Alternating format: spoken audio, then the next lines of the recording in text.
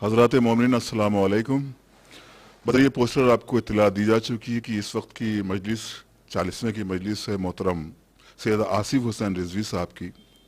और इससे पहले भी बराए साल सवाब आसिफ हुसैन साहब की मजलिस का इनेकाद ग्राफ एजेंसी पर ऑनलाइन किया गया था।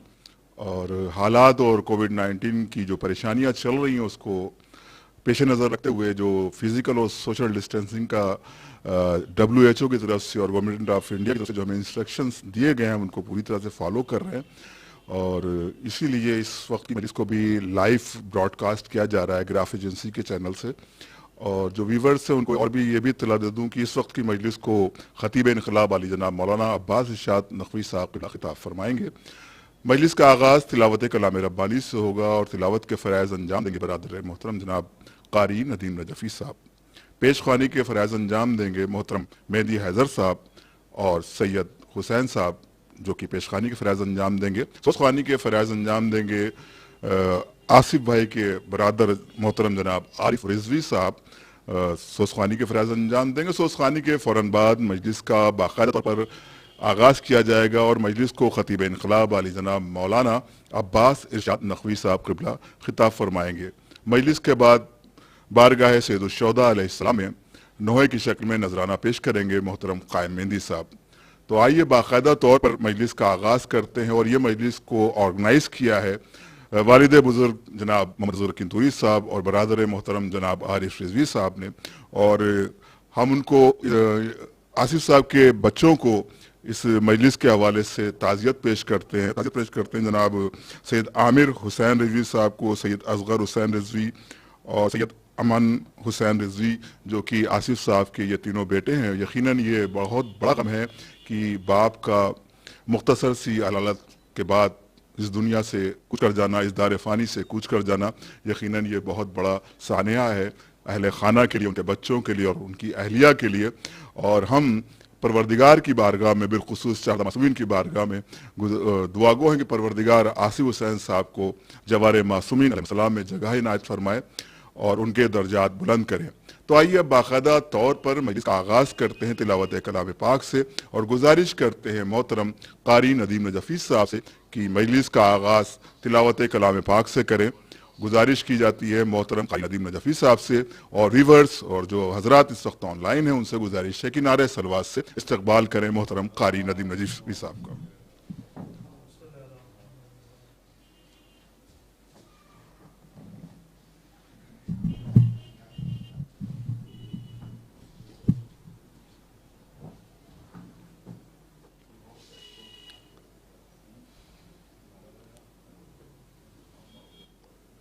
अल्लाहुम्मा सल्लि अला मुहम्मदिन व आलि मुहम्मद। अऊज़ु बिल्लाहि मिनश शैतानिर लईनिर रजीम। बिस्मिल्लाहिर रहमानिर रहीम।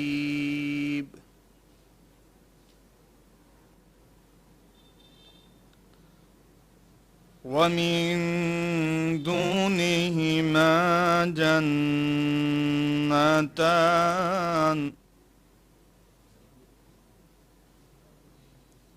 فبأي آلاء ربكما تكذبان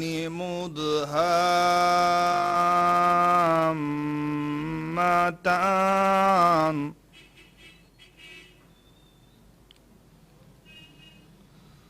فبأي آلاء ربكما تكذبان فيهما عينان نضاختان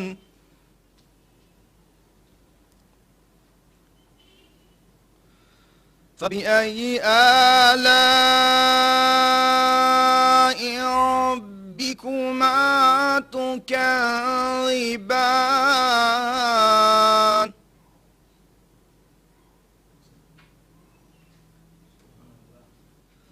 فيهما فاكهة ونخل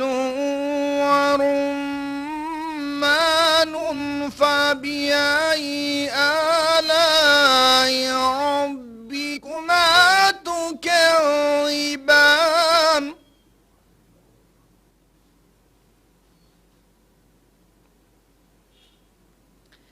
فيهن خيرات حسان فبأي آلاء ربكما تكذبان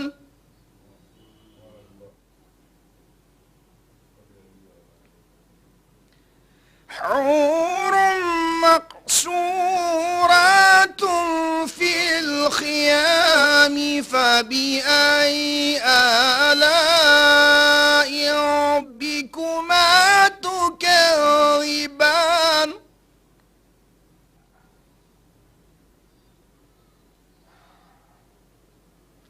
لم يطمسهن إنس قبلهم ولا جان فبأي آلاء ربكما تكذبان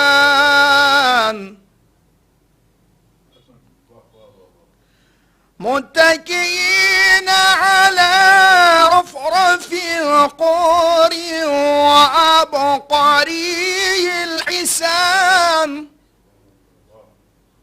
فبأي آلاء ربكما تكذبان لا بشيء من آلائك ربنا نكذب تبارك اسم ربك ذو الجلال والإكرام تبارك اسم ربك ذي الجلال والإكرام صدق الله العلي العظيم وصدق رسول النبي الكريم وصدق الشهداء كربلاء والصديقين اللهم صل على محمد وآل محمد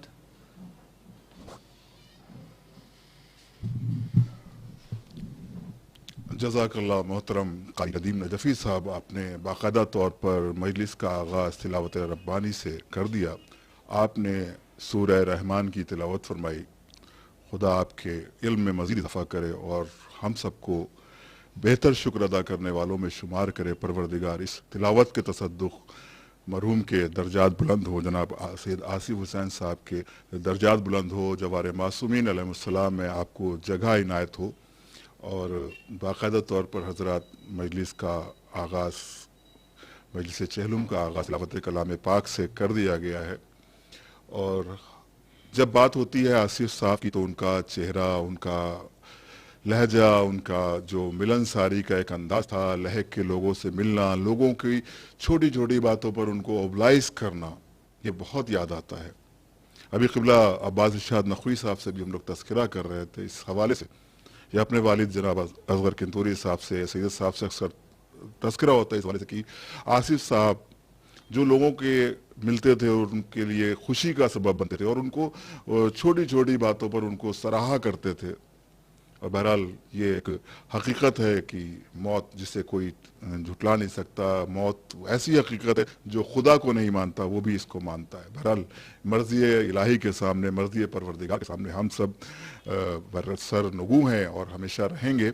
और ज़िंदगी एक सफ़र है और इंशाअल्लाह इसमें लोग आते रहेंगे, जाते रहेंगे, लेकिन अपने अखलाक, अपने किरदार से कुछ लोग दिलों पर छाप छोड़ देते हैं, दिलों पर मोहर लगा देते हैं, और ये सदका है 14 मासूमीन अलैहिस्सलाम का। तो आइए अब बाकायदा तौर पर मजलिस चहलुम की पेशखानी के लिए गुजारिश करते हैं मोहतरम मेहदी हैदर साहब से कि वो तशरीफ़ लाएँ और कलाम अपना कलाम बारगाह मासूमीन अलैहिस्सलाम में पेश करें और मेहदी हैदर साहब के बाद मोहतरम जनाब सैयद हुसैन साहब बारगाह इमाम में मंजूम नजरान अक़ीदत पेश करेंगे। गुजारिश की जाती है मोहतरम मेहदी हैदर साहब से कि तशरीफ़ लाएँ और व्यूअर्स आपसे गुजारिश है कि इज़हार सलवात से आप इस्तक़बाल फरमाएँ।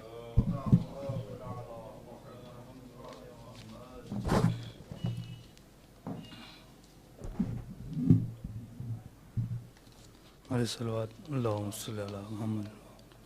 चंद शेर। सदाए हज़रते शबीर कायनात में है, सदाए हज़रते शबीर कायनात में है, खुदा के घर भी तेरा जिक्र बात बात में है। और दरे बतूल पे उतरा है दिल ये कहता है, दरे बतूल पे उतरा है दिल ये कहता है, जरूर अर्श का तारा भी मुश्किलात में है। और ये शेर भी देखिएगा। खुदा बना लिए पैदा किए रसूल कहीं, खुदा बना लिए पैदा किए रसूल कहीं, हुसैन लाओ अगर कोई कायनात में है। और कौन कहता है कि दुनिया से खाली हाथ चला, कौन कहता है कि दुनिया से खाली हाथ चला, ये देख दामन शबीर मेरे हाथ में है, ये देख दामन शबीर मेरे हाथ में है। अब उधर भाई शेर देखिएगा। वो 5 हों के वो 12 हों या के 14 हों, वो 5 हों के वो 12 हों या के 14 हों, खुदा के दीन का दूल्हा इसी बारात में है, खुदा के दीन का दूल्हा इसी बारात में है। और हुसैन आए तो तू भी दिए जलाने लगी, हुसैन आए तो तू भी दिए जलाने लगी, हवा चराग बुझाना तेरी सिफात में है, हवा चराग बुझाना तेरी सिफात में है। और 2 शेर की ज़हमत और। ये कह के रख दिए तेगों पे अहले हक ने गले, ये कह के रख दिए तेगों पे अहले हक ने गले, मज़ा जो मौत में है वो कहाँ हयात में है, मज़ा जो मौत में है वो कहाँ हयात में है। ये कह के रख दिए तेगों पे अहले हक ने गले, یہ کہہ کے رکھ دیے تیغوں پہ اہل حق نے گلے، مزہ جو موت میں ہے وہ کہاں حیات میں ہے، اور تو بچ کے جا نہیں سکتا ہے دشمن شبیر، تو بچ کے جا نہیں سکتا ہے دشمن شبیر، کہ ذوالفقار علی تیری گھات گھات میں ہے۔ نعرہ صلوات۔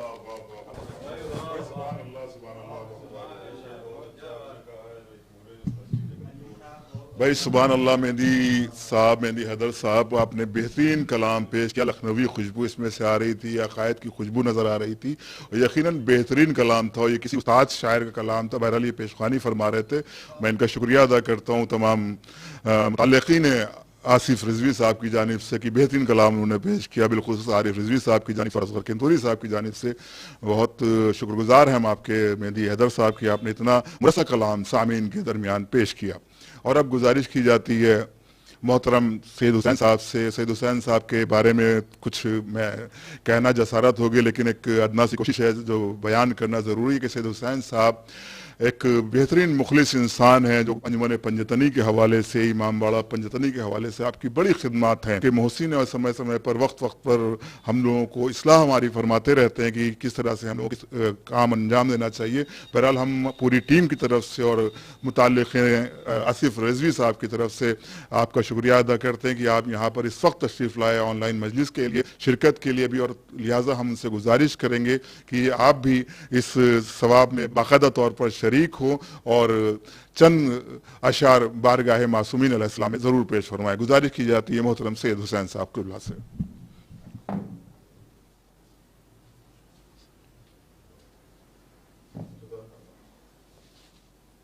ایک نعرہ صلوات۔ سپاہ شام میں کیسی ہے کھلبلی عباس، سپاہ شام میں کیسی ہے کھلبلی عباس، سپاہ شام میں کیسی ہے کھلبلی عباس، یہاں سے گزرے ہو کیا تم ابھی ابھی عباس، یہاں سے گزرے ہو کیا تم ابھی ابھی عباس۔ ایک نعرہ صلوات بھیجتے جاؤ۔ میں بد نصیب گرفتار ظلم عصیاں ہوں، میں بد نصیب گرفتار ظلم عصیاں ہوں، جو آپ چاہیں تو ہو جاؤں میں بری عباس، جو آپ چاہیں تو ہو جاؤں میں بری عباس۔ ایک نعرہ صلوات۔ یزید وقت کے جھنڈے تو مٹ گئے کب کے، یزید وقت کے جھنڈے تو مٹ گئے کب کے، تمہارا اٹھتا ہے پرچم گلی گلی عباس، تمہارا اٹھتا ہے پرچم گلی گلی عباس۔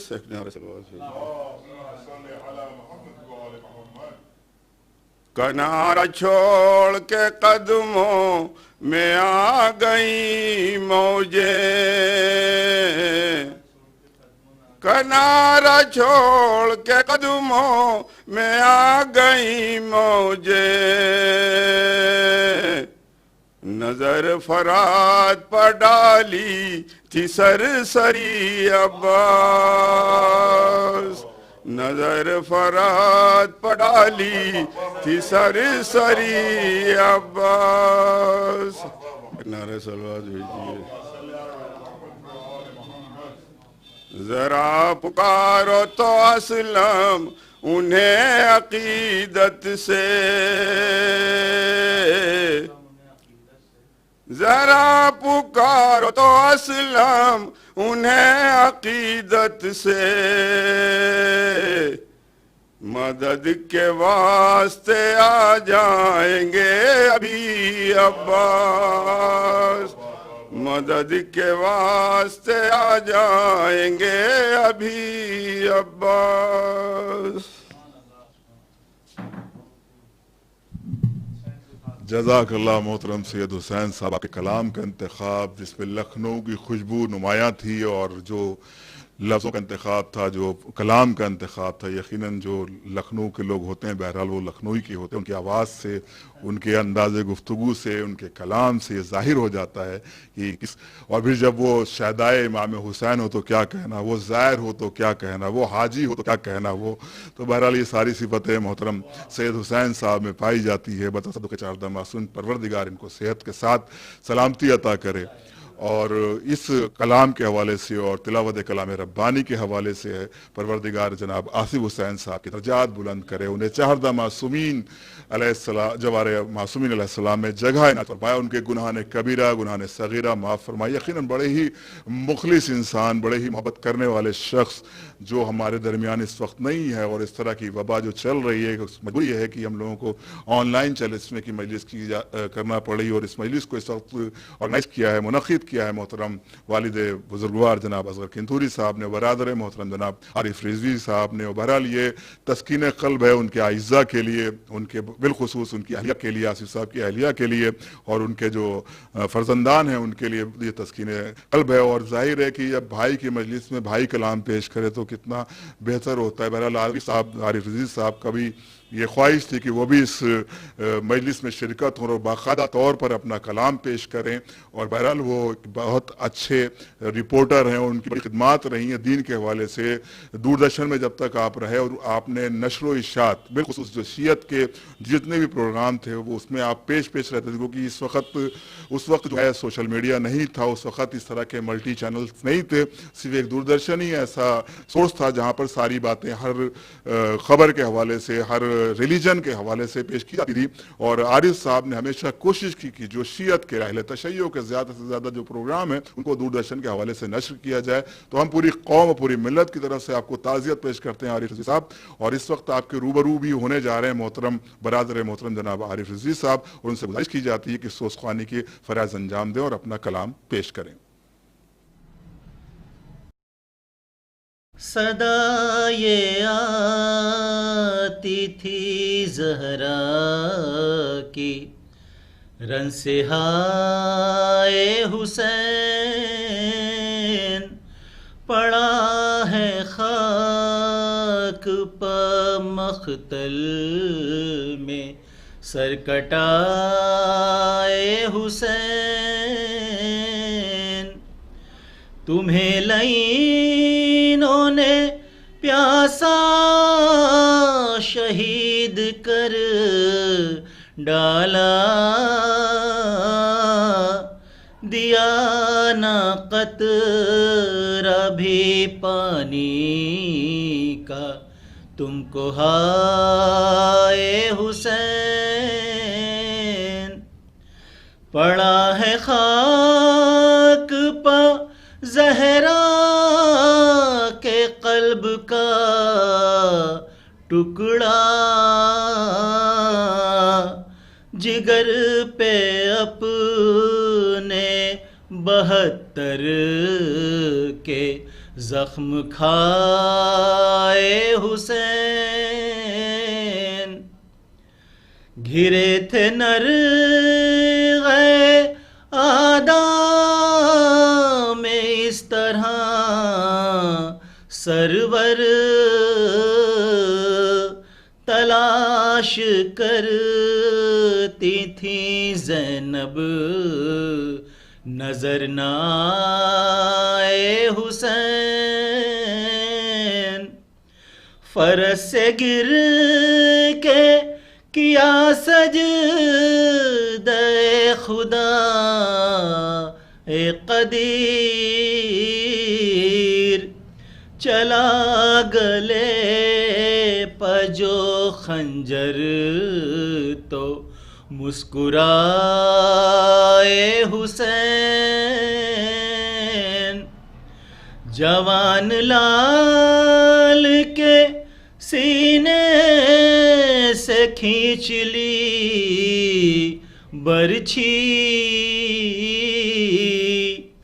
ذرا بھی ہاتھ تمہارے نہ تھر تھرائے حسین،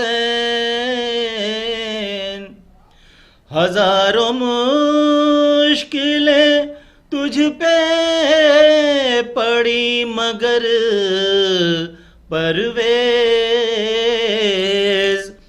جہاں بھی تم نے پکارا مدد کو آ اے حسین، صدا یہ آتی تھی زہرا کی رن سے ہاں اے حسین۔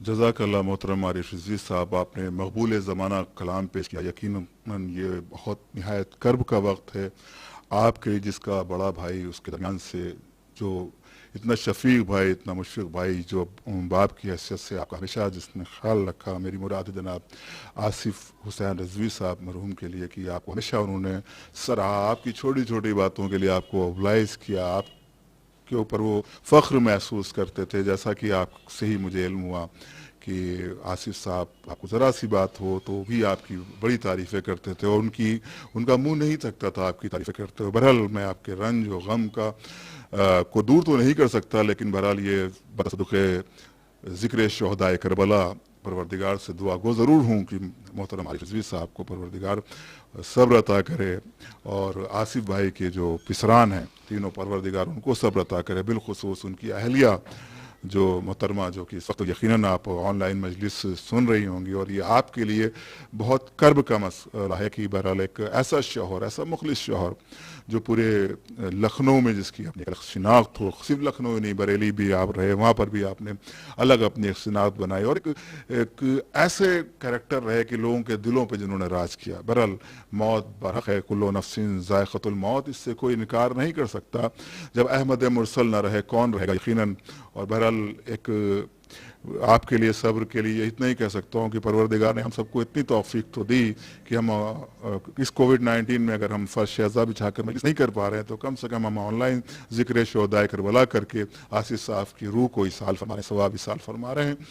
اور ہم تعزیت پیش کرتے ہیں بالخصوص بھابھی آپ کی خدمت میں، اور پسران نے جناب آصف حسین مرحوم کی خدمت میں، اور بالخصوص برادر محترم جناب عارف رضوی صاحب کی خدمت میں جناب اصغر کنتوری صاحب کی جانب سے آپ کو تعزیت پیش کی جاتی، سید حسین صاحب کی جانب سے آپ کو تعزیت پیش کی جاتی، اور ہمارے قاری محترم جناب قاری ندیم نجفی صاحب کی طرف سے آپ کو تعزیت پیش کی جاتی ہے، ہمارے ٹیکنیکل جناب راہل سنگھ چوہان اور قائم مہندی صاحب جو کہ نوحہ پیش کریں گے ان کی طرف سے، اور خطیب انقلاب عباس ارشاد نقوی صاحب کی جانب سے آپ کو تعزیت پیش کی جاتی ہے، اور ہم دعا کرتے ہیں کہ پروردگار آپ کو صبر عطا کرے، اور اس جو مجلس کا ثواب ہے محترم آصف حسین صاحب رضوی کی خدمت میں پہنچے، اور پروردگار سے دعا گو ہیں کہ پروردگار آپ لوگوں کو جلد سے جلد یہ اس جو وبا چل رہی اس سے دور ہو جائے، تاکہ جس طرح سے مجلس کا حق ہے اس کو باقاعدہ طور پر ادا کیا جائے۔ اور اب مجلس کے لیے باقاعدہ طور پر گزارش کی جاتی ہے خطیب محترم علی جناب عباس ارشاد نقوی صاحب سے کہ وہ اپنا بیان سامعین کے درمیان پیش فرمائیں۔ حضرات گزارش ہے کہ ایک مرتبہ سورہ الحمد و 3 بار سورہ اخلاص کی تلاوت فرما کر جناب سید آصف حسین رضوی صاحب ابن سید حسین رضوی صاحب کی روح کو اصال ثواب کر دیں۔ اعوذ باللہ من الشیطان الرجیم، بسم اللہ الرحمن الرحیم، الحمد للہ رب العالمین الرحمن الرحیم مالک یوم الدین، ایاک نعبد و ایاک نستعین، اهدنا الصراط المستقیم، صراط الذین انعمت بسم اللہ الرحمن الرحیم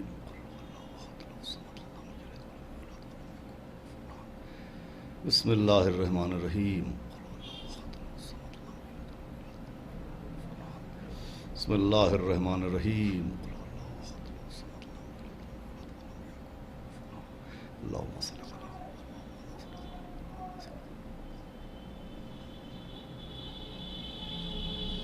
فاتحہ بسم اللہ الرحمن الرحیم الحمد للہ رب العالمین الرحمن الرحیم مالک یوم الدین ایاک نعبد و ایاک نستعین اهدنا المستقیم صراط الذین انعمت علیہم غیر المغضوب علیہم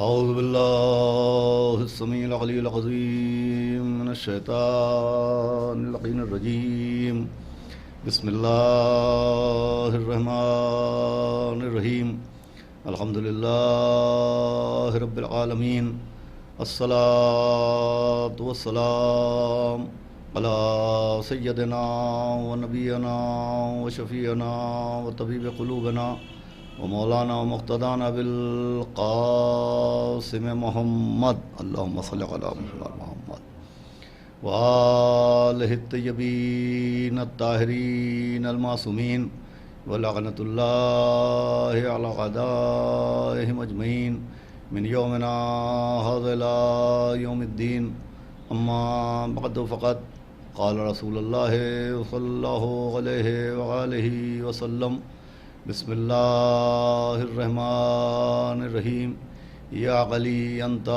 وشیعتک هم الفائزون اللہم صلی علی محمد. حضرات گرامی مجلس، ایک محب اہل بیت، ایک مرد مومن، ایک نہایت منکسر المزاج و شریف النفس مومن جناب آصف حسین رضوی صاحب کے 40ویں اور ایصال ثواب کی مجلس ہے. چنانچہ اسی نسبت سے اور اسی مناسبت سے میں نے آپ کے سامنے سرکار رسالت مآب حضرت ختمی مرتبہ جناب احمد مجتبیٰ حضرت محمد مصطفیٰ صلی اللہ علیہ وآلہ وسلم کی جس حدیث کو تلاوت کیا، اس حدیث کے ذریعے جہاں پیغمبر اسلام نے مولا علی علیہ السلام اور ان کے چاہنے والوں کے فضل و فضیلت کو بیان کیا، نوید و بشارت کا ذکر کیا، وہیں اس حدیث کے ذریعے پیغمبر نے کامیابی کا معیار بیان کیا ہے، کامیابی کا ایک اسٹینڈرڈ بیان کیا ہے کہ کامیابی کہتے کسے ہیں، کامیابی کا معیار کیا ہوتا ہے، کامیابی کا اسٹینڈرڈ کیا ہوتا ہے. پیغمبر کا مقصد یہ بھی اس حدیث کے ذریعے ظاہر ہو رہا ہے کہ پیغمبر چاہتے ہیں کہ اہل دنیا نے جو کامیابی کے معیار بنائے ہیں وہ اور ہیں، اور قرآن و حدیث کے ذریعے جو پیغمبر معیار پیش کر رہے ہیں وہ اور ہے. پیغمبر چاہتے ہیں کہ اس معیار کو سمجھا جائے اور اس نتیجے تک پہنچا جائے کہ وہ معیار جو اہل دنیا نے بنایا ہے وہ اور ہے، جو قرآن و حدیث کا معیار ہے وہ اور ہے، جو اہل دنیا کا اسٹینڈرڈ ہے وہ اور ہے، اور جو قرآن و حدیث کے ذریعے اسٹینڈرڈ پیش کیا وہ اور ہے. دیکھیے، اہل دنیا نے کامیابی کے لیے جو معیار بنائے، تو اہل دنیا کی نظر میں کامیاب وہ ہوتا ہے جس کے پاس کثرت زر ہوتی ہے، کامیاب وہ ہوتا ہے جس کے پاس حکومت و اقتدار ہوتا ہے، کامیاب وہ ہوتا ہے جس کے پاس تاج و تخت ہوتا ہے، کامیاب وہ ہوتا ہے جس کے پاس اکثریت کی حمایت ہوتی ہے. یعنی اہل دنیا کی نظر میں ماضی سے لے کے آج تک کامیابی کا اسٹینڈرڈ یہ ہے، کامیابی کا معیار یہ ہے کہ جس کے پاس حکومت ہے وہ کامیاب ہے، جس کے پاس کثرت زر ہے وہ کامیاب ہے، جس کے پاس خزانے ہیں وہ کامیاب ہے، جس کے پاس دینار و درہم کی چھنک ہے وہ کامیاب ہے، جس کے سر پر تاج ہے وہ کامیاب ہے، جس کے زیر قدم تاج ہے وہ تخت ہے وہ کامیاب ہے. اہل دنیا نے کامیابی کا معیار یہ قرار دیا ہے، اور چنانچہ اہل دنیا نے جو کامیابی کا اسٹینڈرڈ قرار دیا، وہ یہ کامیابی کا معیار قرار دیا، اسی کی بنیاد پر مولا کائنات کے سلسلے میں لوگوں کی ہمت ہوئی اور لوگوں نے گستاخی کی اور لوگوں نے لب کشائی کی کہ معاذ اللہ مولا کائنات دین کے معاملے میں تو کامیاب ہیں، مگر معاذ اللہ دنیا کے معاملے میں وہ کامیاب نہیں ہیں. دینی اعتبار سے ان کا کوئی جواب نہیں، ایمان میں کوئی مثال نہیں، قرآن میں ان کا جواب نہیں، نماز ان کی جیسی کسی نے پڑھی نہیں، روزے ان کے جیسے کسی نے رکھے نہیں، کوثر ہے تو وہ ساقی کوثر ہیں، خیبر ہے تو وہ فاتح خیبر ہیں، ایمان ہے تو وہ کل ایمان ہیں، میدان ہے تو وہ مرد میدان ہیں۔ لیکن معاذ اللہ خاکم بدہن دنیاوی اعتبار سے مولا کائنات کو حکومت نہیں ملی۔ وہ مجمع جو دوسروں کے ساتھ تھا وہ مولا علی کے ساتھ نہیں تھا، وہ اکثریت جو دوسروں کو حاصل ہوئی وہ مولا علی کو حاصل نہیں ہوئی، وہ حکومت جو دوسروں کو حاصل ہوئی وہ معاذ اللہ مولا علی کو حاصل نہیں ہوئی۔ یہ مسلسل کتابوں میں تحریروں کے ذریعے یہ واقعات درج کیے گئے کہ دنیاوی اعتبار سے معاذ اللہ مولا علی کامیاب نہیں ہیں۔ تو پیغمبر اپنی حدیث کے ذریعے یہی سمجھانا چاہ رہے ہیں کہ کامیابی کا معیار سمجھو کہ کامیابی کہتے کسے ہیں۔ میں ایک مثال آپ کے سامنے پیش کروں کہ میں مجلسیں پڑھتا ہوں، میں مولا حسین علیہ السلام کا ذکر کرتا ہوں، میں خطیب اہل بیت کہلاتا ہوں، تو یہ جو میں صبح و شام مجالس کو خطاب کرتا ہوں، یہ جو خدمت عزاداری کرتا ہوں، تو میرا مجلس پڑھنے کا مقصد کیا ہے؟ میرا ذاکری کا مقصد کیا ہے؟ میری خطابت کا ہدف کیا ہے؟ تو اگر میں مجلس اس لیے پڑھتا ہوں کہ میرا احترام کیا جائے، اگر میں مجلس اس لیے پڑھتا ہوں کہ مجھے جھک جھک کے سلام کیا جائے، اگر میں مجلس اس لیے پڑھتا ہوں کہ مجھے شہرت مل جائے، میرا نام ہو جائے، میری تعظیم کی جائے، میری تکریم کی جائے، میرا احترام کیا جائے، مجھے سلام کیا جائے، یعنی اگر میرا مجلس پڑھنے کا مقصد شہرت ہے، اگر میرا مجلس پڑھنے کا مقصد نام و نمود ہے، اگر میرا مجلس پڑھنے کا مقصد سلام و احترام ہے، اگر میرا مجلس پڑھنے کا مطلب اور مقصد تکریم و تعظیم ہے، تو اب اگر مجلس پڑھنے کے بعد کوئی میرا احترام نہ کرے تو میں ناکام ہوں، اب اگر کوئی مجلس پڑھنے کے بعد مجھ سے مصافحہ نہ کرے تو میں ناکام ہوں، مجلس پڑھنے کے بعد مجھے کوئی نہ پہچانے تو میں ناکام ہوں، مجلس پڑھنے کے بعد کوئی مجھے سلام نہ کرے تو میں ناکام ہوں۔ کب؟ جب میرا مجلس پڑھنے کا مقصد احترام ہو، جب میرا مجلس پڑھنے کا مقصد شہرت ہو، جب میرا مجلس پڑھنے کا مقصد نام و نمود ہو۔ لیکن اس کے برعکس اگر میرا مجلس پڑھنے کا مقصد ترویج حق اہل بیت ہو، اگر میرا مجلس پڑھنے کا مقصد تبلیغ ولایت جناب امیر ہو، اگر میرا مجلس پڑھنے کا مقصد اشاعت حق زہرا ہو، اگر میرا مجلس پڑھنے کا مقصد یہ ہو کہ حق کو حق ثابت کیا جائے، باطل کو باطل ثابت کیا جائے، رہبر کو رہبر ثابت کیا جائے، رہزن کو رہزن ثابت کیا جائے، اگر میرا مجلس پڑھنے کا مقصد فضائل اہل بیت کی اشاعت ہو، حق زہرا کا بیان ہو، تو اب مجلس پڑھنے کے بعد کوئی مجھے سلام کرے نہ کرے، میرا احترام کرے نہ کرے، مجھ سے مصافحہ کرے نہ کرے، میرے نام سے واقف ہو یا نہ ہو، اگر میں حق زہرا بیان کر کے چلا جاؤں، اگر میں تبلیغ ولایت جناب امیر کر کے چلا جاؤں، تو یہ ہے میری کامیابی۔ اس کا مطلب کامیابی کا انحصار مجمع کی خوشنودگی نہیں ہے، کامیابی کا معیار مقصد کی حصولیابی ہے۔ کامیابی کا اسٹینڈرڈ یہ ہے کہ یہ نہیں دیکھا جاتا کہ مجمع خوش ہوا کہ نہیں، کامیابی کا مقصد اور کامیابی کا معیار یہ ہوتا ہے کہ مقصد حاصل ہوا کہ نہیں۔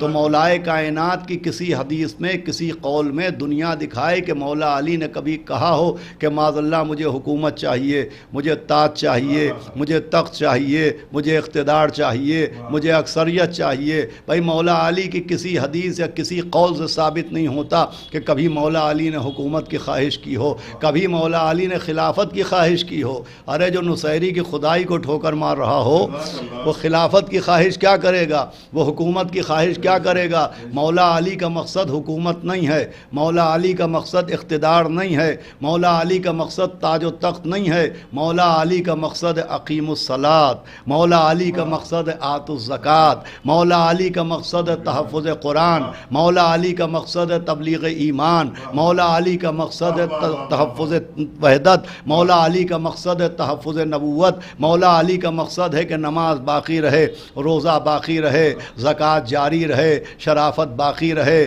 انصاف قائم رہے، عدالتیں باقی رہیں۔ تو مولا علی کا مقصد حکومت نہیں ہے، مولا علی کا مقصد اقتدار نہیں ہے، مولا علی کا مقصد ہے تحفظ عبادت، مولا علی کا مقصد ہے تحفظ قرآن، مولا علی کا مقصد ہے تبلیغ ایمان، تو اب مولا علی کے سلسلے میں لب ہلانے والے یہ نہ دیکھیں کہ مولا علی کی ٹھوکر میں تاج و تخت ہے کہ نہیں، مولا علی کی ڈیوڑی پر حکومت ہے کہ نہیں، دنیا یہ دیکھے کہ آج دنیا میں نماز ہے کہ نہیں، آج دنیا میں روزہ ہے کہ نہیں، آج دنیا میں کعبہ ہے کہ نہیں، آج دنیا میں مسجد ہے کہ نہیں۔ ارے اہل دنیا سینوں میں دیکھیں کہ ایمان ہے کہ نہیں، مسلمان اپنے گھر کے طاقوں پر دیکھیں کہ قرآن ہے کہ نہیں، بھئی دنیا میں ایمان ہے کہ نہیں، اذان ہے کہ نہیں۔ یہ جو اذان میں اللہ اکبر کی آواز آ رہی ہے، یہ صرف اللہ کی کبریائی کا اعلان نہیں ہے، یہ میرے مولا علی کی کامیابی کا اعلان ہے۔ صلوات پڑھے محمد و آل محمد۔ بھئی مولا علی کا جو مقصد تھا وہ باقی ہے۔ یہ جو اذان ہے یہ مولا علی کی کامیابی کی دلیل ہے، یہ جو نمازیوں کی صفیں ہیں یہ مولا علی کی کامیابی کی دلیل ہیں۔ اسی لیے خود واقع کربلا کے بعد مولا حسین علیہ السلام کے شہید ہونے کے بعد جب قافلہ واپس مدینے آیا اور حضرت امام زین العابدین علیہ السلام سے ایک شخص نے پوچھا کہ سید سجاد یہ بتائیں کہ کامیاب کون ہوا ہے، غالب کون ہے، مغلوب کون ہے، کامیاب کون ہوا؟ تو چوتھے امام نے کہا انتظار کرو، اذان ہونے دو، تمہیں خبر ہو جائے گی کہ کامیاب کون ہوا۔ صلوات بھیجے محمد و آل محمد۔ تو عزیزان گرامی، کامیابی کا معیار وہ نہیں ہے جو دنیا والوں نے بنایا ہے۔ دنیا کا مسئلہ یہ ہے، اہل دنیا کا مسئلہ یہ ہے، اور اس مسئلے ہی کی وجہ سے مسائل پیدا ہوئے کہ دنیا نے معیار کچھ اور بنائے۔ دنیا نے جو کامیابی کا، دنیا نے جو فتح یابی کا اور دنیا نے جو کامیاب ہونے کا معیار بنایا وہ اور ہے، اور صرف یہ مسئلہ کامیابی کے معیار کا نہیں ہے۔ آپ دیکھیں تو دنیا نے معیار ہی ہر بات کے الگ بنائے، چنانچہ ایک لفظ ہے لفظ معصوم۔ آپ دیکھیں لفظ معصوم کا معیار دنیا نے کیا بنایا اور معصوم کا معیار قرآن نے کیا بنایا۔ بھئی ایک لفظ معصوم ہر معاشرے میں استعمال ہوتا ہے، مسلم معاشرے میں بھی لفظ معصوم کا استعمال ہوتا ہے، کبھی کبھی غیر مسلم معاشروں میں بھی معصوم کا استعمال ہوتا ہے، اور اس لفظ معصوم کا استعمال عموماً کم سن بچوں کے لیے ہوتا ہے۔ سماج میں جو کم سن بچے ہوتے ہیں، جو سن بلوغ تک نہیں پہنچتے، جو چھوٹے بچے ہوتے ہیں، ان کو معصوم کہا جاتا ہے۔ تو ذرا سماج سے پوچھئے کہ جو بچے معصوم کہلاتے ہیں تو یہ بچے معصوم کیوں کہے جاتے ہیں؟ تو سماج کا معیار غور سے سنیے گا، جو بچوں کو معصوم کہا جاتا ہے، کم سن بچے معصوم کہلاتے، تو ان کے معصوم ہونے کی وجہ کیا ہے؟ تو بچے معصوم اس لیے نہیں کہلاتے کہ وہ غلطیاں نہیں کرتے ہیں، بچے معصوم اس لیے نہیں کہلاتے کہ وہ خطائیں نہیں کرتے ہیں۔ بچوں کو سماج جو معصوم کہتا ہے وہ اس لیے نہیں کہتا کہ وہ خطائیں نہیں کرتے، وہ غلطیاں نہیں کرتے۔ بھائی سب سے زیادہ غلطیاں بچوں ہی سے ہوتی ہیں، سب سے زیادہ خطائیں بچوں ہی سے سرزد ہوتی ہیں، لیکن بچوں کو اس کے باوجود معصوم کہا جاتا ہے۔ تو یہ بچوں کو جو معصوم کہا جاتا ہے تو کس معیار کے تحت کہا جاتا ہے، کس قانون کے تحت کہا جاتا ہے؟ تو بچے معصوم اس لیے نہیں کہلاتے کہ وہ خطا نہیں کرتے، وہ اس لیے معصوم نہیں کہلاتے کہ وہ غلطی نہیں کرتے، بچے معصوم اس لیے کہلاتے ہیں کہ وہ ناسمجھی میں غلطیاں کرتے ہیں، وہ بے عقلی کی وجہ سے غلطی کرتے ہیں۔ اب دیکھیں سماج میں لفظ معصوم کا معیار اور ہے اور قرآن میں لفظ معصوم کا معیار اور ہے۔ سماج اس کو معصوم کہتا ہے کہ جو بے عقلی کی وجہ سے غلطیاں کر جاتا ہے، اور قرآن اس کو معصوم کہتا ہے جس کے قریب رس پھٹکنے ہی نہیں پاتا ہے۔ بھئی قرآن کا معیار اور ہے، سماج کا معیار اور ہے۔ جو سماج میں بچوں کو معصوم کہا جاتا ہے وہ اس لیے نہیں کہا جاتا کہ وہ خطا نہیں کرتے، وہ غلطی نہیں کرتے، ان کو اس لیے کہا جاتا ہے کہ ان کے پاس عقل نہیں ہے۔ تو سماج میں معصوم اس کو کہتے ہیں جس کے پاس عقل نہیں آتی، قرآن میں معصوم اس کو کہتے ہیں جس کے پاس رشت نہیں آتا ہے۔ بھائی بے عقل ہونا اور ہے اور رشت سے محفوظ ہونا اور ہے۔ بھائی بچوں کو جو معصوم کہا جاتا ہے، اس جملے کے لیے توجہ چاہتا ہوں، بچوں کو جو معصوم کہا جاتا ہے وہ اس لیے نہیں کہا جاتا کہ وہ نجاست سے دور رہتے ہیں، بچوں کو معصوم اس لیے نہیں کہا جاتا کہ وہ طہارت کا لبادہ اوڑھے ہوتے ہیں۔ بھئی نجاست کا سب سے زیادہ امکان بچوں ہی سے ہوتا ہے، اسی لیے احتیاط کے طور پر ہم نماز پڑھ رہے ہیں، وہ ایک کم سن سا بچہ گھٹنیوں کے بل چلتے ہوئے مصلے پہ آ کے بیٹھ گیا تو اسے فوراً مصلے سے ہٹا دیا جاتا ہے۔ یہ ہے سماج والا معصوم۔ اس جملے کو غور سے سنیے گا، جس کو مصلے سے ہٹا دیا جائے وہ سماج والا معصوم ہے، اور جسے سجدے کے عالم میں پیٹھ پر بٹھا لیا جائے وہ قرآن والا معصوم ہے۔ صلوات بھیجے محمد و آل محمد۔ خدان گرامی توجہ کیجئے گا، معیار کی بات ہو رہی کہ سماج کا معیار اور ہے اور قرآن کا معیار اور ہے، معاشرے کا معیار اور ہے اور نبی کی حدیث نے جو معیار پیش کیا وہ اور ہے۔ اب حدیث کا معیار کیا ہے کہ یا علی انتا وشیتوں کا ہم الفائزون، کہ علی آپ اور آپ کے شیعہ کامیاب ہیں، یہ معیار حدیث ہے۔ اب ذرا معیار قرآن دیکھیے، تو اگر قرآن سے کامیابی کا معیار سمجھنا ہے تو کامیابی کا ترجمہ کرنا پڑے گا کہ کامیابی کو عربی میں کیا کہتے ہیں۔ تو جس کو ہم آپ اپنی زبان میں کامیابی کہتے ہیں اسی کو عربی زبان میں فتح کہتے ہیں۔ کامیاب کو فاتح کہتے ہیں اور کامیابی کو فتح کہتے ہیں۔ بھئی مولا حسین کا لقب ہے فاتح کربلا، تو کامیاب ہونے والے کو فاتح کہتے ہیں، اور عربی زبان میں کامیابی کو فتح کہتے ہیں۔ اب قرآن میں کامیابی کا معیار کیا ہے اگر یہ دیکھنا ہے تو قرآن میں 114 سورے ہیں، اور ایک سورے کا نام ہے سورہ فتح۔ سورہ فتح کا مطلب ہے کامیابی والا سورہ۔ ایک صلوات اور پڑھے محمد والے محمد۔ بھائی قرآن کا سورہ ہے سورہ فتح، سورہ فتح کا مطلب ہے کامیابی والا سورہ۔ 114 سورے ہیں اور ایک سورے کو کامیابی والا سورہ کہا گیا۔ اب پڑھے لکھو لوگوں سے رابطہ کیا جائے، صاحبان علم سے پوچھا جائے کہ جو کامیابی والا سورہ ہے یہ کس جنگ کے بعد نازل ہوا؟ یہ جو کامیابی والا سورہ ہے یہ کس جنگ کے بعد نازل ہوا؟ تاریخ کیا کہتی ہے؟ کیا یہ سورہ جنگ بدر کے بعد نازل ہوا، یا جنگ احد کے بعد نازل ہوا، یہ جنگ خندق کے بعد نازل ہوا، کہ جنگ خیبر کے بعد نازل ہوا، یا جنگ حنین کے بعد نازل ہوا؟ بھئی کون سی جنگ تھی جس کے بعد یہ کامیابی والا سورہ نازل ہوا؟ اور نبی کو بشارت دی گئی کہ بسم اللہ الرحمن الرحیم انا فتن لکا فتن مبینہ، کہ نبی ہم نے آپ کو کامیابی عطا کی اور کھلی ہوئی کامیابی عطا کی۔ بھئی یہ کس جنگ کی کامیابی کی بات ہو رہی ہے؟ یہ جنگ بدر کی کامیابی کا ذکر ہے، یا جنگ احد کی کامیابی کا ذکر ہے، یا جنگ خندق کی کامیابی کا ذکر ہے، یا جنگ خیبر کی کامیابی کا ذکر ہے؟ تو تاریخ و تفسیر کہہ رہی ہے کہ یہ سورہ کسی جنگ کے بعد نازل نہیں ہوا ہے، یہ سورہ صلح حدیبیہ کے بعد نازل ہوا ہے۔ اللہ اکبر۔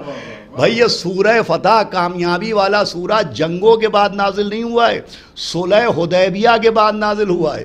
جب پیغمبر نے مشرکوں سے صلح کی تو صلحوں کے بعد نازل ہوا ہے، بلکہ لفظوں کو بدلوں یہ سورہ وہاں نازل نہیں ہوا جہاں لوہے کی تلوار چلی ہے، یہ سورہ وہاں نازل ہوا جہاں لکڑی کا قلم چلا ہے۔ صلوات بھیجے محمد وآلہ محمد۔ بھائی سورہ فتح کسی جنگ کے بعد نازل نہیں ہوا، سورہ فتح صلح حدیبیہ کے بعد نازل ہوا کہ پیغمبر اسلام نے خواب دیکھا اور خواب میں اپنے کو حج کرتے ہوئے دیکھا، اور پیغمبر اسلام مکے کی طرف چلے اور راستے میں مشرکین نے روکا اور وہاں کے اوپر ایک صلح ہوئی تھی، ایک معاہدہ ہوا تھا، جس صلح کے بعد یہ سورہ فتح نازل ہوا۔ دیکھیں توجہ فرمائیے گا، جہاں تلواریں چلیں وہاں سورہ فتح نہیں آیا، جہاں معاہدے کے لیے صلح کے لیے قلم چلا وہاں کے اوپر سورہ نازل ہوا۔ سورہ فتح معیار بتا رہا ہے، سورہ فتح کامیابی کا اسٹینڈرڈ بتا رہا ہے کہ سمجھو کامیابی کسے کہتے ہیں۔ دشمن کے سر کو اڑانے کا نام کامیابی نہیں ہے، اپنی شرطوں کے سامنے دشمن کے سر جھکانے کا نام کامیابی ہے۔ بھائی کامیابی کا معیار بتایا جا رہا ہے کہ دشمن کا سر اڑا لینا یہ کامیابی نہیں ہے، بلکہ اپنی شرطوں کے سامنے دشمن کے سر کو جھکا لینا، اسے کامیابی کہتے ہیں۔ اب آپ غور کیجئے کہ یہ ایسی کامیابی ہے کہ اعلان ہوا بسم اللہ الرحمن الرحیم انا فتن لکا فتن مبینہ، کہ نبی ہم نے آپ کو فتح کامیابی عطا کی اور کھلی ہوئی کامیابی عطا کی۔ اب بہت قابل غور بات ہے، میں قرآن سے پڑھ رہا ہوں، قرآن پڑھنے والے اس بات کی تائید کریں گے کہ آیت ایک ہے انا فتن لکا فتن مبینہ، کہ ہم نے آپ کو فتح عطا کی اور کھلی ہوئی فتح، کامیابی عطا کی اور کھلی ہوئی کامیابی۔ آیت ایک ہے مگر لفظ فتح 2 بار آیا، آیت ایک ہے مگر لفظ فتح 2 بار آیا، آیت ایک ہے مگر کامیابی کا ذکر 2 بار ہوا۔ میں آواز دوں گا پالنے والے یہ کیا مسئلہ ہے، یہ لفظ فتح 2 بار کیوں آیا؟ تو آواز آئی کہ لفظ فتح 2 بار اس لیے آیا ہے کہ صلحوں بھی ایک نہیں ہوگی، تاریخ اسلام کے آئینے میں صلحوں بھی 2 ہوں گی، ایک صلح نانا اور مشرکوں کے بیچ میں ہوگی، ایک صلح نواسے اور منافقوں کے بیچ میں ہوگی۔ توجہ فرمائیے آپ نے، صلح بھی 2 ہیں، ایک صلح حدیبیہ ہے جو نانا اور مشرکوں میں ہوئی، ایک صلح حسن ہے جو امام حسن اور منافقوں کے بیچ ہوئی۔ تو چونکہ صلح 2 بار ہوئی لہذا لفظ فتح بھی 2 بار آیا، تاکہ یہ پیغام بھی پہنچ جائے کہ وہ صلح جو نانا اور مشرکوں کے بیچ میں ہے اسے بھی صلح نہ کہنا، نانا کی فتح کہنا، اور وہ صلح جو نواسے اور منافقوں کے بیچ میں ہے اس کو بھی صلح نہ کہنا، نواسے کی فتح کہنا۔ صلوات بھیجے محمد وآلہ محمد۔ آپ دیکھیں قرآن کا معیار بھی دیکھیں اور قرآن کا مزاج بھی دیکھیں۔ قرآن نے صرف ماضی نہیں سنایا، قرآن نے مستقبل بھی سنایا. قرآن نے صرف نانا کی صلح کو فتح نہیں کہا، قرآن نے نواسے یعنی مولا حسن علیہ السلام کی صلح کو فتح کہا. انا فتح لکا فتح مبینہ، کہ ہم نے آپ کو فتح عطا کی اور 2 بار فتح کی. تو جو فرما رہے ہیں امام حسن علیہ السلام کی صلح کو فتح قرار دیا جا رہا ہے کہ یہ ہے کامیابی.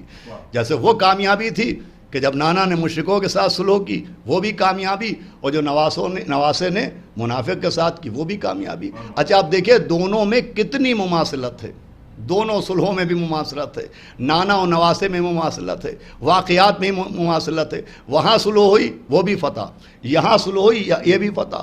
اور جب وہاں صلح ہوئی تو وہاں بھی ایک کلمہ پڑھنے والے نے اعتراض کیا، اور جب یہاں صلح ہوئی تو یہاں بھی ایک کلمہ پڑھنے والے نے اعتراض کیا.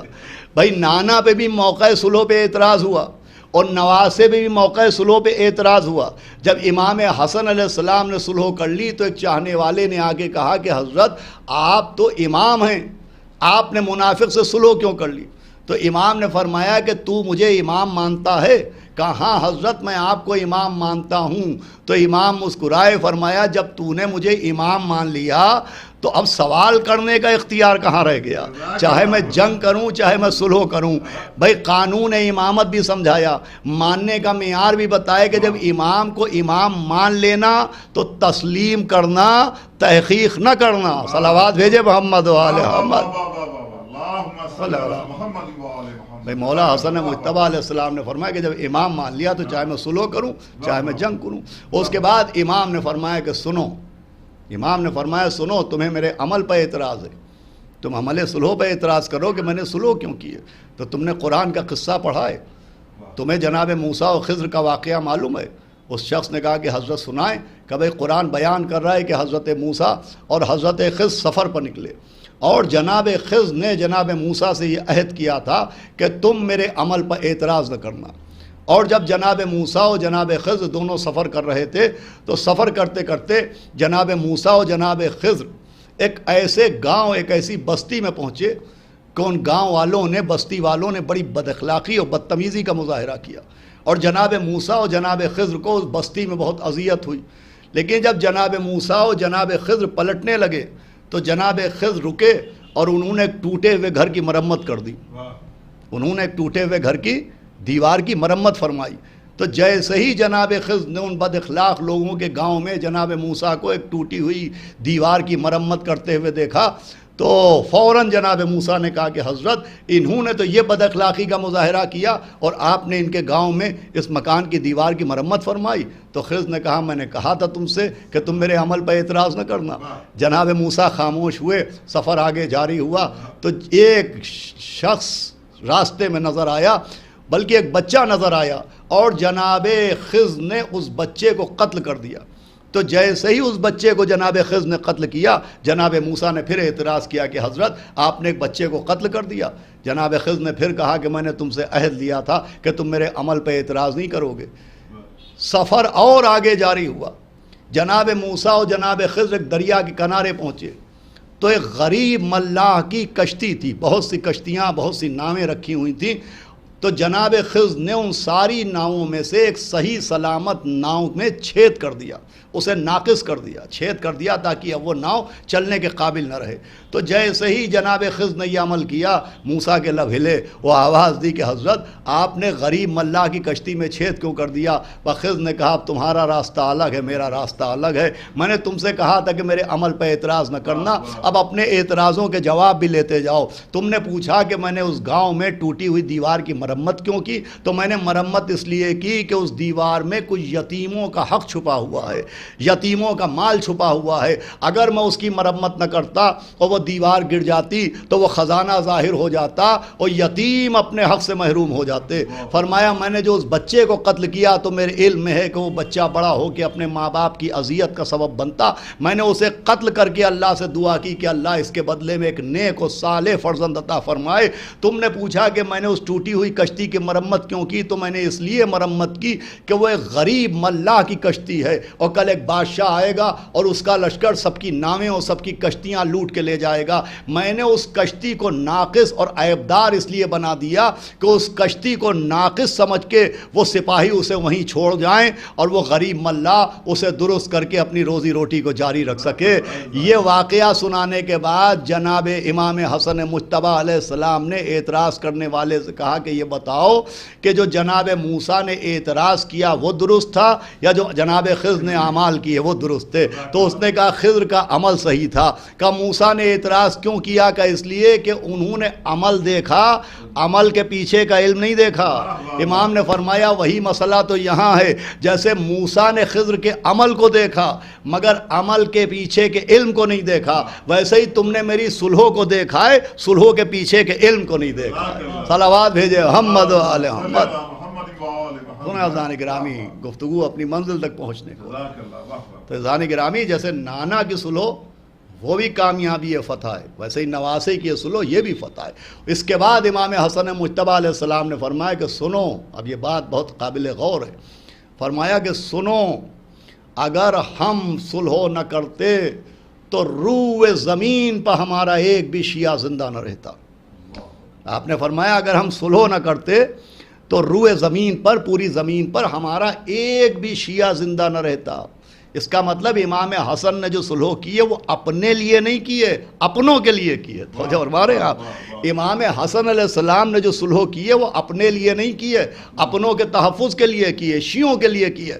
اب امام حسن مجتبیٰ نے صلح کر کے شیعوں کا تحفظ کیا۔ اب حکمت امام حسن دیکھیں، امام حسن نے جو شیعوں کا تحفظ کیا تو وہ اسی لیے کیا تھا کہ امام حسن کو علم تھا کہ کربلا میں حسین کو کچھ شیعوں کی ضرورت پڑے گی۔ توجہ فرما رہے ہیں آپ؟ انہیں معلوم تھا کہ کربلا میں میرے بھائی کو شیعوں کی ضرورت پڑے گی۔ امام حسن علیہ السلام نے جن شیعوں کا تحفظ کیا وہی شیعہ تھے جو کربلا میں امام حسین کے ساتھ نظر آئے۔ بھائی امام حسن نے جن شیعوں کا تحفظ کیا ان میں جناب حبیب ابن مظاہر بھی تھے، جن شیعوں کا تحفظ کیا اس میں عابد شاکری بھی تھے، جن شیعوں کا تحفظ کیا اس میں بریر حمدانی بھی تھے، جن شیعوں کا تحفظ کیا اس میں جناب سعید بھی تھے، جن شیعوں کا تحفظ کیا اس میں شہدائے کربلا تھے۔ بھائی امام حسن نے جن شیعوں کا تحفظ کیا صلح کے ذریعے وہی ہمیں میدان کربلا میں نظر آئے ہیں۔ ایک جملہ عرض کرنے کا دل چاہتا ہے کہ جو کربلا میں امام حسین کے ساتھ شیعہ نظر آ رہے تھے یہ امام حسین کے بنائے ہوئے شیعہ نہیں تھے، امام حسن کے بچائے ہوئے شیعہ تھے۔ صلوات بھیجے محمد یہ مولا حسن کے بچائے ہوئے شیعہ تھے۔ عزیزان گرامی کامیابی کا معیار دنیا والوں کی نظر میں کچھ اور ہے اور قرآن کی نظر میں کچھ اور ہے۔ قرآن سر اڑانے کو کامیابی نہیں کہہ رہا ہے، قرآن اپنی شرطوں کے سامنے دشمن کا سر جھکانے کو کامیابی کہہ رہا ہے۔ یہ معیار قرآن ہے۔ اور پھر گفتگو آخر ہے پھر حدیث کا معیار، نبی نے فرمایا کہ یا علی انتا و شیعتوں کا ہم الفائزون، کہ علی آپ اور آپ کے شیعہ کامیاب ہیں۔ کامیابی کا معیار تشیع ہے، کامیابی کا معیار شیعت ہے، دنیاوی عہدے معیار کامیابی نہیں ہے، معیار کامیابی شیعت ہے۔ یہ ایسی کامیابی کا معیار ہے کہ جناب ابراہیم جو شیخ الانبیاء کہلاتے ہیں، جناب ابراہیم جو معمار کعبہ ہیں، جناب ابراہیم جو خلیل اللہ ہیں، جناب ابراہیم جو امام الناس ہیں، جناب ابراہیم جن کا دین ابراہیمی کہلاتا ہے، وہ جناب ابراہیم جن کو اللہ نے نبی بنایا، جن کو رسول بنایا، جن کو صاحب شریعت بنایا، جن کو معمار کعبہ بنایا، جن کو شیخ الانبیاء بنایا، جن کو امام الناس بنایا۔ بھئی سارے نبیوں میں اگر سب سے زیادہ عہدے بیک وقت کسی کے پاس نظر آتے ہیں تو جناب ابراہیم ہیں۔ بھئی سب سے زیادہ عہدے بیک وقت اگر 1,23,999 انبیاء کو دیکھیے آخری نبی کو چھوڑ کے، تو سب سے زیادہ عہدے جسے ہم دنیا میں پوسٹ کہتے ہیں کہ بھئی یہ فلاں پوسٹ کے اوپر ہیں، یہ جاب کرتے ہیں، یہ فلاں پوسٹ کے اوپر ہیں، تو اگر آپ پوسٹ دیکھیں، عہدے دیکھیں تو سب سے زیادہ عہدے جناب ابراہیم کے پاس نظر آتے ہیں۔ عہدہ نبوت جناب ابراہیم کے پاس ہے، عہدہ رسالت جناب ابراہیم کے پاس ہے، عہدہ تبلیغ شریعت جناب ابراہیم کے پاس ہے، معمار کعبہ جناب ابراہیم ہیں، عہدہ امامت بھی جناب ابراہیم کے پاس ہے۔ اب جس کے پاس اتنے عہدے ہیں قرآن میں آیت موجود ہے کہ اتنا بڑا عہدیدار دعا کر رہا ہے کہ پالنے والے مجھے شیعہ بنا دے. اللہ اکبر. بھائی کامیابی دیکھے کسے کہتے ہیں؟ قرآن سے ملائیے، حدیث کو قرآن سے ملائیے. نبی نے یوں ہی تھوڑی کہا کہ یا علی انتا و شیعتوں کا ہم الفائزون، کہ اے علی آپ اور آپ کے شیعہ کامیاب ہیں. ابراہیم جیسا صاحب عہدہ کہہ رہا ہے کہ مجھے شیعہ بنا دے. بھائی جناب ابراہیم کی دو ہی تمنائیں ملتی ہیں. جب اللہ نے امام بنایا، بسم اللہ الرحمن الرحیم انی جعلک للناس اماما، ابراہیم ہم نے آپ کو انسانوں کا امام بنایا. تو ایک خواہش کی، قالا ومن ذریتی، کیا میری اولاد کو بھی امام بنائے گا؟ بھائی ابراہیم کی دو ہی خواہشیں نظر آئیں، یا اولاد کے لیے امامت کی خواہش ہے یا اپنے لیے شیعت کی خواہش ہے. صلوات بھیجے محمد و آل محمد.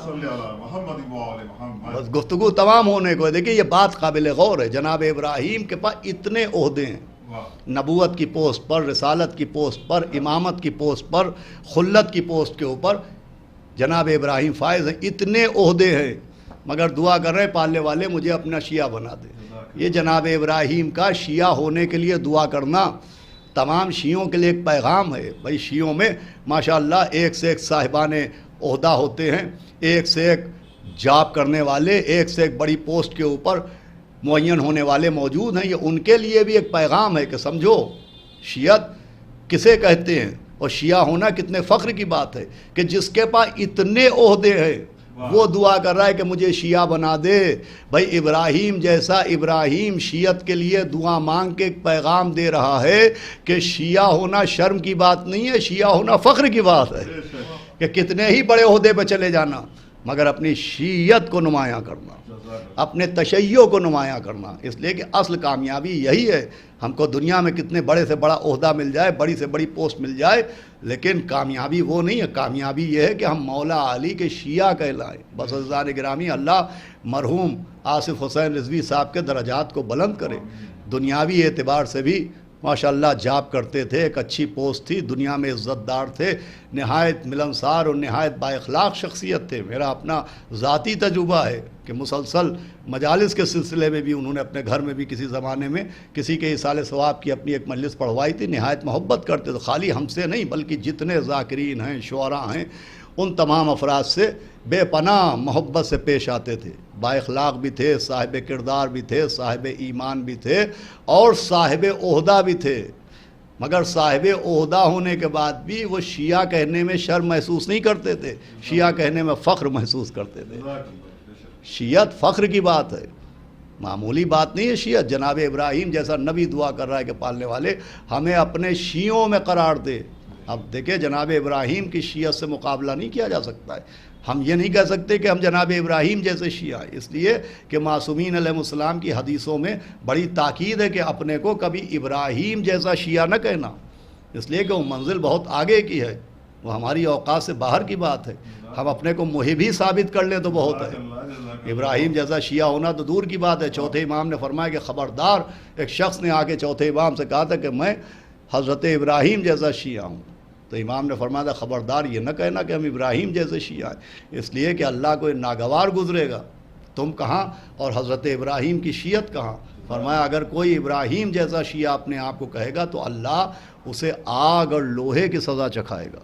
بس یہی دعا کرنا چاہیے کہ ہمارا شمار خاص شیعوں میں نہ صحیح کم سے کم عام شیعوں میں ہو جائے، اس لیے کہ عام شیعہ ہونا ہی وہ بات ہے کہ حدیث قصہ میں نبی کہہ رہے ہیں کہ محبینا و شیعتنا، کہ ہمارے محب اور ہمارے شیعہ کامیاب ہیں. نبی فرما رہے ہیں یا علی انتا و شیعتوں کا ہم الفائزون، علی آپ و آپ کے شیعہ کامیاب ہیں. ہمارے آصف حسین رضوی صاحب کا شمار بھی مولا کے خاص چاہنے والوں میں تھا. ان کی ایک خصوصیت یہ تھی کہ جہاں بکثرت اپنی جاب کے باوجود ادھر موقع ملا ادھر مجلس حسین میں شرکت کرتے تھے. وہیں میں نے خود اپنی آنکھوں سے دیکھا ہے کہ کوئی جمعرات اور کوئی شب جمعہ ایسی نہیں ہوتی تھی جب جناب عباس کی بارگاہ میں حاضر نہ ہوتے. اللہ ان کے بھائی عارف حسین رضوی صاحب کو اور مرحوم کے بیٹوں کو، تمام متعلقین کو توفیق صبر عطا کرے. بہت صدمہ ہوا اس لاک ڈاؤن کی وجہ سے، ان کی میت میں شرکت کا شرف تو حاصل نہ ہوا، لیکن ان کے جانے سے دل کو بہت صدمہ ہوا. بس دعا یہی ہے کہ اللہ ان کو اہل بیت علیہ السلام کے جوار میں جگہ دے اور ان کے پسماندگان کو توفیق صبر دے.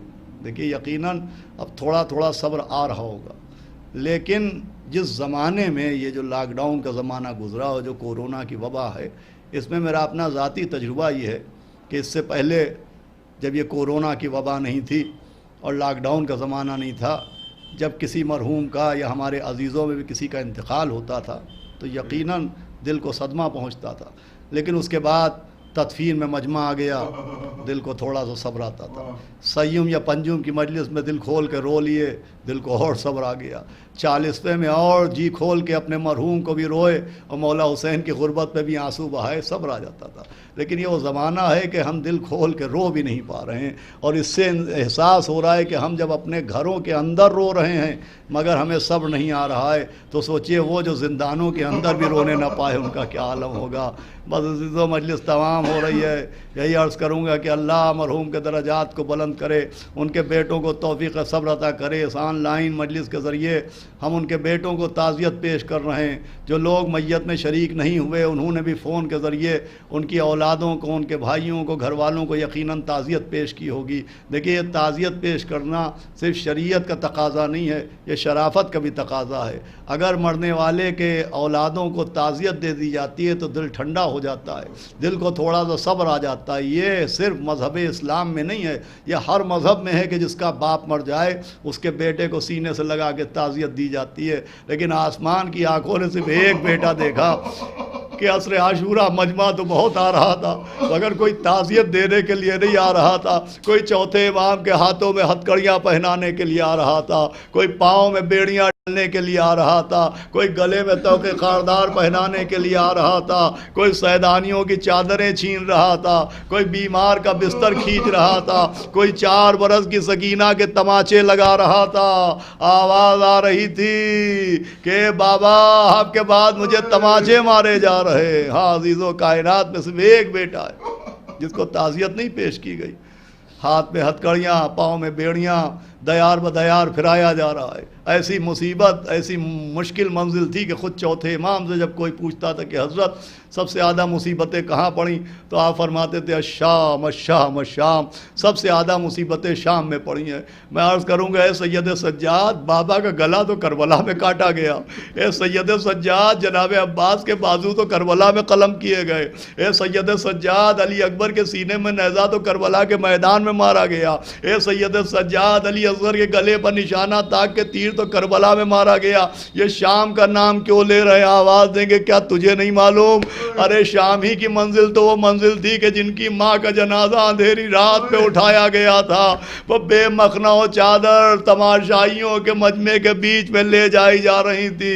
منادی ندا دے رہا تھا پہچاننے والوں پہچان لو، یہ علی کی بیٹیاں جا رہی ہیں، یہ علی کی بہویں جا رہی ہیں۔ میں کہوں گا بے ادب یہ کہے یہ اس کی بیٹیاں جا رہی ہیں جس کی چادر میں آیت تطہیر نازل ہوئی تھی، یہ اس کی بیٹیاں جا رہی ہیں جس کا جنازہ اندھیری رات میں اٹھا تھا۔ ہاں چوتھے امام دنیا کے واحد بیٹے ہیں کہ جن کو باپ کی شہادت کے بعد تعزیت بھی نہ پیش کی گئی۔ ہاں تعزیت پیش کرنے کا ذکر ملتا ہے، اور وہ ذکر یہ ملتا ہے کہ جب یہ لٹا ہوا قافلہ مدینے سے کربلا آیا اور بشیر کے گلے میں امام نے شال عزا ڈالی اور کہا جاؤ بشیر، تمہارا باپ بھی شیر کہتا تھا، تم بھی شیر کہہ لیتے ہو۔ تو بشیر نے کہا ہاں آقا آپ حکم دیں۔ تو چوتھے امام نے بشیر سے کہا جاؤ اشعار پڑھ کے بتاؤ کہ کربلا میں ہمارا گھر لٹ گیا۔ جاؤ بشیر جا کے بتاؤ کہ جس کے لیے عید کے دن کپڑے آئے تھے بعد شہادت اس کے بدن سے کرتا اتار لیا گیا۔ ارے جس کے لیے عید کے دن لباس آیا تھا بعد شہادت اس کا لباس لوٹ لیا گیا۔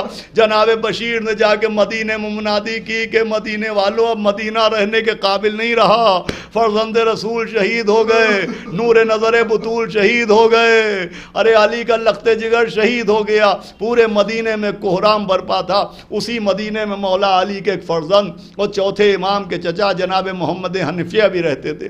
وہ جناب محمد حنفیہ جنہوں نے جناب مختار کی سرپرستی کی اور جن کی وجہ سے جناب مختار امام حسین علیہ السلام کے خون کا انتقام لے سکے، وہ علیل تھے۔ علالت کی وجہ سے امام حسین نے انہیں اپنے ساتھ کربلا نہیں جانے دیا تھا۔ وہ جناب محمد حنفیہ اپنے گھر میں لیٹے تھے، اتنے میں کسی نے آگے بتایا کہ آپ نے سنا؟ میں سن رہا ہوں، میں نے آوازیں سنی، کوئی کہہ رہا ہے کہ قافلہ حسینی آ گیا ہے۔ جیسے ہی جناب محمد حنفیہ نے یہ سنا تو باوجود اس کے کہ وہ بیمار تھے कोहनियों के बल बिस्तर पर बैठ गए। वो अपने नौकर से कहा कि कालीन बिछा दे, घर का पर्दा हटा दे, देख सबसे पहले मेरा शहजादा मुझसे मिलने के लिए आएगा, सबसे पहले मेरा हुसैन मेरी अयादत को आएगा। ये कह के जनाब मोहम्मद हनफिया बिस्तर पर बैठे इंतज़ार कर रहे थे, लेकिन जब काफ़ी देर हो गई और मौला हुसैन नज़र ना आए तो जनाब मोहम्मद हनफिया ने असा लिया। वो असा लेके खुद घर से बाहर निकले और कहा मैं खुद अपने शहजादे से मिलने जाता हूँ। मुझे यकीन है कि मजमा मेरे हुसैन को घेरे हुए होगा, कोई कदमों में गिरा हुआ होगा, कोई हाथों को चूम रहा होगा। मजमे की कसरत की वजह से मेरा शहजादा अभी तक मेरे पास नहीं आया। ये कह के मोहम्मद हनफिया निकले। अब जो देखा तो मदीने की सरहद पर बीच में एक सियाह रंग का खेमा नजर आया, चारों तरफ काले रंग के अलम नजर आए। जैसे ये मंजर देखा तो मोहम्मद हनफिया ने कहा इन्ना लिल्लाहि व इन्ना इलैहि राजिऊन। अरे मैं समझ गया कि मेरा शहजादा मेरे पास क्यों नहीं आया, मेरा हुसैन मेरे पास क्यों नहीं आया। ये कहते हुए जनाब मोहम्मद हनफिया दौड़ने लगे, हाथ में असा था, लड़खड़ाते हुए उस खेमे के पास पहुंचे जिसके सामने मसनद बिछी हुई थी। चौथे इमाम रूमाल अपने चेहरे पर रख के रो रहे थे। जनाब मोहम्मद हनफिया भतीजे को देख के फूट फूट के रोने लगे। अपने हाथों को बढ़ाया, चौथे इमाम की गर्दन में डाला, अपने सीने से लगा के पुरसा देने लगे कि चौथे इमाम ने कहा चचा मेरे गले से अपने हाथों को जुदा कर लीजिए, मेरी गर्दन से अपनी बाहों को हटा लीजिए। आवाज़ दी भतीजे ये ताज़ियत का तरीक़ा होता है। कहा नहीं चचा मेरे गले से अपने हाथों को हटाइए। जैसे ही जनाब मोहम्मद हनफिया ने हाथों को हटाया, कहा क्या बात है बेटा, मुझे ताज़ियत क्यों नहीं पेश करने देते। कहा हज़रत मैं ताज़ियत से नहीं रोक रहा हूँ, मैं गले में बाहें डालने से रोक रहा हूँ। ये कह के चौथे इमाम ने अपने गले का रूमाल खोला। अब जो रूमाल खोला तो गले में लाल रंग के निशान नजर आए, सुर्ख रंग के निशान नजर आएगा। सैयद सज्जाद ये क्या है। अरे चचा मेरे बाबा के गले पर कुंद खंजर चलाया गया, मेरे गले में लोहे का तौक डाला गया। जब सूरज की तमाज़त बढ़ती थी तो वो लोहे का तौक मेरे गले में पेवस्त होने लगता था। ए चचा करबला में हमारा घर उजड़ गया। ए चचा हमारे बाबा के बाद पहली ताज़ियत है जो आपने पेश की है। ए चचा हमें कोई ताज़ियत देने वाला भी न था।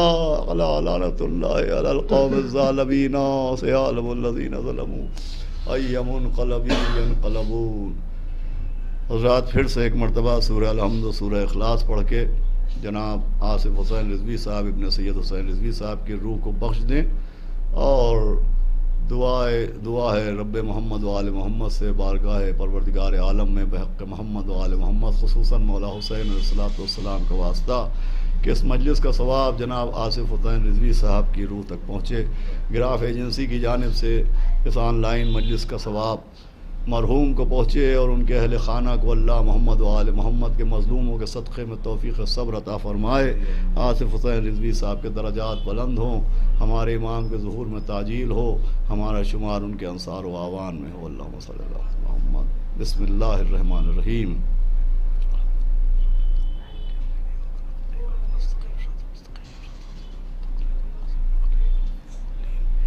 बिस्मिल्लाहिर रहमानिर रहीम।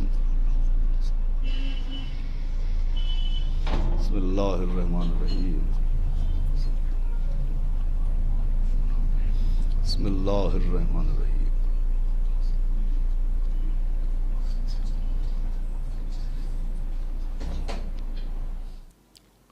जज़ाकल्लाह मोहतरम मौलाना अब्बास इरशाद नक़वी साहब, आपने बेहतरीन बयान फ़ज़ाइल के बाब में भी मसाइब के बाब में भी बेहतरीन फ़ज़ाइल और मसाइब सैयदुश्शुहदा मोमिनीन के दरमियान बयान फरमाए। हम दुआ गो हैं कि परवरदिगार इस ज़िक्र सैयदुश्शुहदा के तसद्दुक़ मोहतरम आसिफ हुसैन रिज़वी साहब को 14 मासूमीन जो के जवार में जगह इनायत फरमा। यकीनन ये अहले खाना के लिए बड़ी कर्ब का वक्त है, बहुत ही दर्द का वक्त है कि एक उन ख़ास तौर से उन बच्चों के लिए जिनके बाप का साया उनके सर से उठ जाना। मैं जनाब असगर किंतूरी साहब की तरफ से और जनाब आरिफ रिज़वी साहब की तरफ से ताज़ियत पेश करता हूँ अलिया आसिफ हुसैन साहब के लिए और बिलखुसूस उनके जो पिसरान हैं जनाब सैयद आमिर हुसैन रिज़वी, सैयद असगर हुसैन रिज़वी, सैयद अमन हुसैन रिजवी की बारगाह में कि परवरदिगार आपको सब्र अता करे और आपके वालिद को जन्नत में आला मकाम अता करे। यकीनन आसिफ साहब की शख्सियत मोहताज तारुफ नहीं थी। तमाम अहले लखनऊ बिलखुसूस जो पुराने लखनऊ के जो मुमिन हैं वो बाखूबी आपसे वाकिफ़ थे कि आप किस तरह से इत्तफाक से लोगों से मिलना, लोगों के हौसला बढ़ाना, और एक उनका जो एक मुनफरिद अंदाज़ था लोगों के अंदर जो एनर्जी पैदा कर देता था कि वो किस तरह से मिलते थे, लोगों के कुलूब को खुश कर देता था। और इस वक्त हम जनाब आरिफ रिजवी साहब की तरफ से और वालिद मोहतरम जनाब असगर किंतूरी साहब की तरफ से क़िबला अब्बास इरशाद नकवी साहब का शुक्रिया अदा करते हैं और तमाम व्यूवर्स का शुक्रिया अदा किया जाता है। और अब नौखानी के लिए गुजारिश की जाती है बरादर मोहतरम जनाब क़ायम मेहंदी साहब से, जो कि इस वक्त लखनऊ में ही मौजूद है। उनसे गुजारिश की जाती है कि बारगाह मज़लूम करबला में नौहा पेश फरमा कर सवाब दारायन हासिल करें और मोहतरम आसिफ हुसैन साहब की मग़फ़रत का ज़रिया बने। आपसे गुजारिश है कि नारे सलवा से इस्तक़बाल फरमाएँ।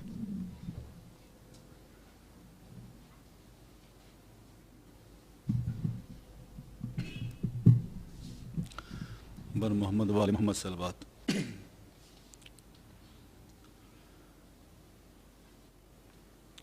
राख का ढेर है खैमों की जगह मक़तल में, राख का ढेर है खैमों की जगह मक़तल में।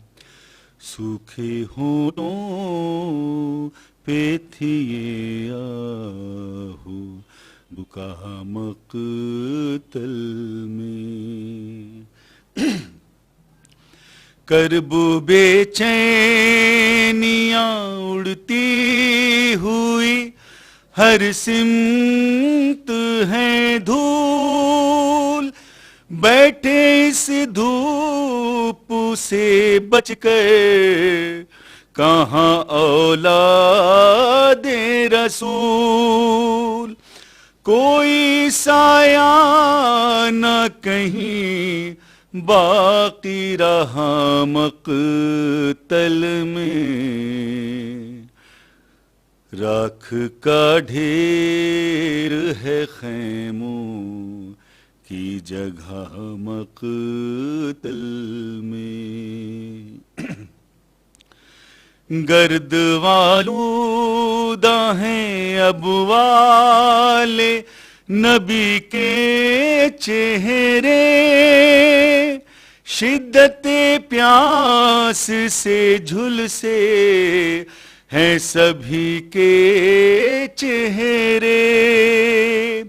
खाके सहरा से है हर जिस्म अटा मक़तल में, राख का ढेर है खैमों की जगह मक़तल में। सबके सब दाश्त में बेहाल थे भूखे प्यासे, सहमे मेरे अतफाल थे भूखे प्यासे। सामने आँखों के फिरती थी क़ज़ा मक़तल में, राख का ढेर है खैमों की जगह मक़तल में। खून के छींटे कहीं जिस्म के टुकड़े देखे, सर कहीं सीना कहीं और कहीं शाने देखे। जिस तरफ भी गई हाय रे निगाह मक़तल में, राख का ढेर है खैमों کی جگہ مقتل میں، بے بسی رہے گئی میدان میں آہیں بھر کے، قائم و راش کے چمن آئی صدائے مضطر، اوڑھے دیکھی ہے زمین سرخ قبا مقتل میں، راکھ کا ڈھیر ہے خیموں کی جگہ مقتل میں، سوکھے ہونٹوں پہ تھی ہو بکا مقتل میں۔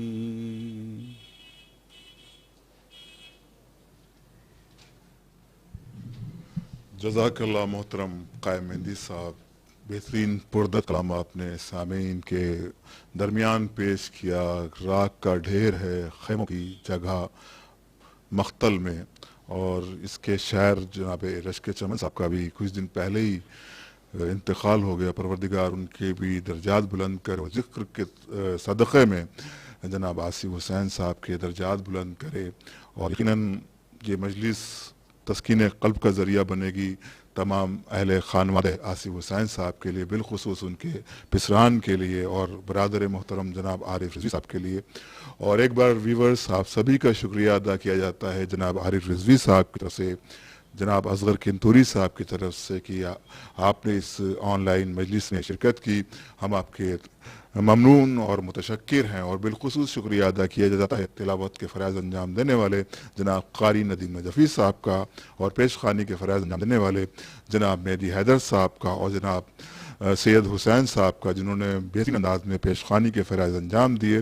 اور شکریہ ادا کیا جاتا ہے عارف حسین صاحب کی جانب سے اور اصغر کنتوری صاحب کی جانب سے خطیب انقلاب عالی جناب مولانا عباس اشاعت نقوی صاحب کا، اور نوحہ خوانی کے لیے شکریہ ادا کیا جاتا ہے جناب قائم مہندی صاحب کا، اور ٹیکنیکل پوری سپورٹ کے لیے ہم سب شکر گزار ہیں محترم اپنے چھوٹے بھائی جناب راہل سنگھ چوہان کے، اور بلال حسین کے، اور جو بھی ہماری ٹیم کے، اور اسپیشلی عدنان رضوی کے، جو کہ ہماری ٹیم کا بہترین حصہ ہے، اور خدا ان کو مزید ترقیاں عطا کرے، اور جو بھی جہاں پر بھی مومنین ہیں پروردگار ان سب کو اس کووڈ-19 کی بلا سے محفوظ رکھے، اور پروردگار یہ جس طرح سے فرش عذاب بچھتی تھی پروردگار اسی طرح سے فرش عذاب بچھے۔